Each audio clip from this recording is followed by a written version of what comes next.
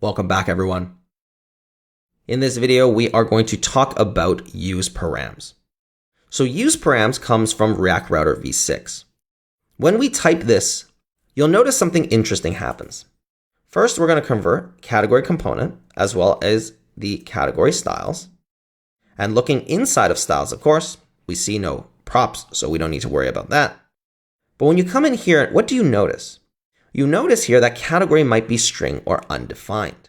The reason for this is because useParams gives you back from an object of potential parameters inside of the URL any matches that exist from the object.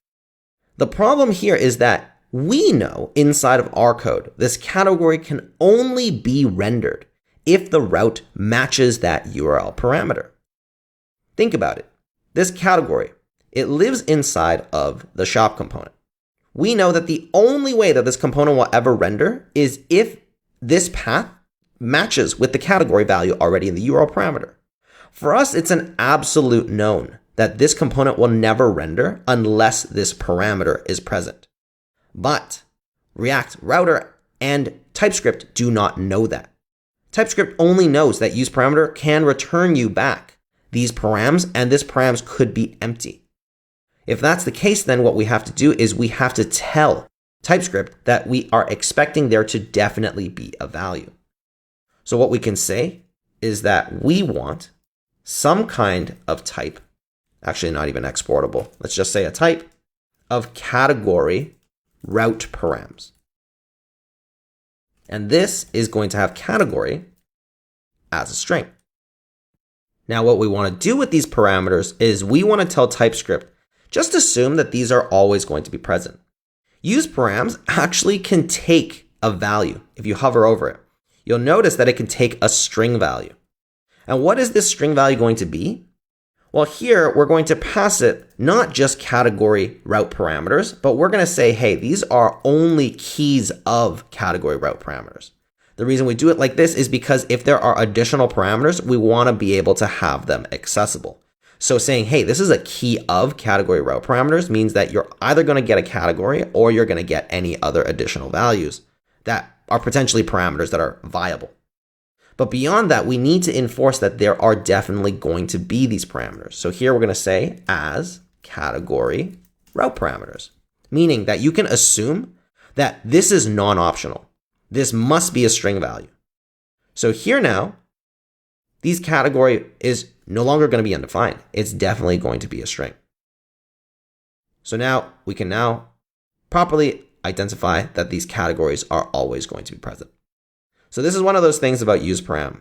You need to be able to enforce that, hey, I know logically that because this is in a route, this must only render if that category is actually inside of the URL.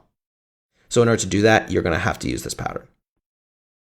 Now, the last component that is going to be a little bit interesting to type is going to be our payment form component.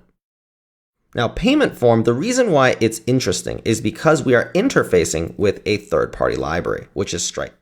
And typing around a third-party library is always going to require us to have a bit of finesse in understanding how it works. So to begin with, we check again, our styles does not have any props in the components. No problem, we don't need to worry about it. What about the payment form component? Well, first off, we see that our payment handler component has a problem because again, we need to type this according to the form, the fact that this is indeed a form type. So we already know that we need to bring in some of those React elements that we've already done in order to type out a form event. So let's bring that in.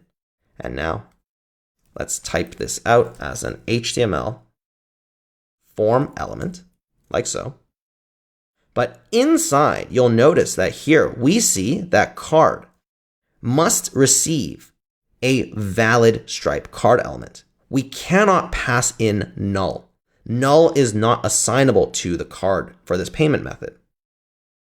So this means that elements.getElementCardElement might potentially return us back null.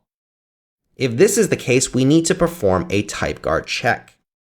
So we've done this before, but we need to probably get a little bit more considerate about how we're going to do this. So first, I'm actually going to cast this as a variable. So I'm going to say const card details is equal to elements.getElement of card element. If this card details right here is not present, we can say if bang card details, or even more explicitly, if card details is equal to null, then just exit. Now, what you'll notice is that when we switch this out over to card details, that now it works, because we're essentially saying, hey, if it's ever null, don't even continue. Only continue if there is a valid card details. So this is one way we can do it. Another way that you can do it is using a very strict type guard or type predicate function, as we've done before. I'm going to show you this one as well. If valid card element, this is going to be equal to us receiving some card value. But what is the card value? Well, it's either going to be a stripe card element, as we saw earlier when we checked inside of this card details, or it's going to be null. So to do that, we need to bring in stripe card element. Now, stripe card element actually doesn't even come from React.js. Inside the documentation, they actually say they bring it in from Stripe itself, the Stripe library. So here, let's just say that we get it from @stripe/stripe-js. It is a stripe card element. And here, again, we'll cast this card either to stripe card element or null. And what we'll say is that card is stripe card element if it returns true. So how do we know for sure that this card must be a stripe card element?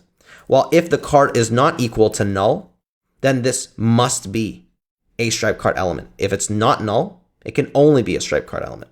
And now we can even get more explicit with our check, and we can say if this is invalid, meaning that it is not equal to a stripe card element, then return.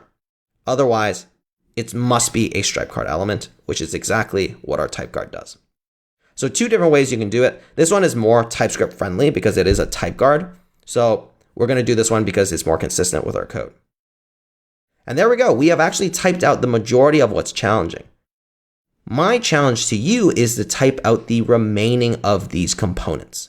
You've already seen the majority of the patterns. You can now type the rest of these as a bit of practice. If you want even more practice, you can undo this and then type it all out yourself as well. In the end, what I'm going to give you is the actual URL link or the GitHub repo to all of these components being fully typed. Honestly, nothing else is going to be a total shocker, but you can read through it and make sure that your typing versus my typing is pretty much the same. But we had already done 50% of everything. And from this point forward now, we are going to use TypeScript inside of our projects. So I'll see you in the next video.